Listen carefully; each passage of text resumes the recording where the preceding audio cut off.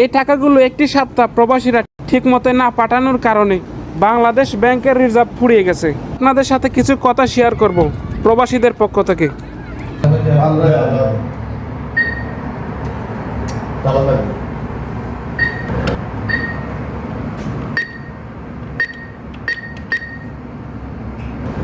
প্রবাসীরা প্রবাস থেকে রেমিটেন্স না পাঠালে বাংলাদেশ ব্যাংকের রিজার্ভ ফুরিয়ে যায়, অর্থনীতির চাকা বন্ধ হয়ে যায়, ডলারের দাম বেড়ে যায়, বাজারে নিত্য প্রয়োজনীয় জিনিসপত্রের দাম বেড়ে যায়।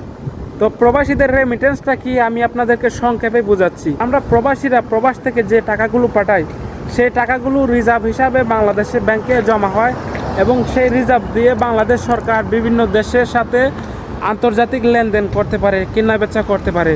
এবং বাংলাদেশে যারা টাকা রোজগার করেন, লক্ষ লক্ষ টাকা রোজগার করেন, সেই টাকা দিয়ে কিন্তু বাহিরের দেশে কেনা বেচা এবং লেনদেন করা যায় না।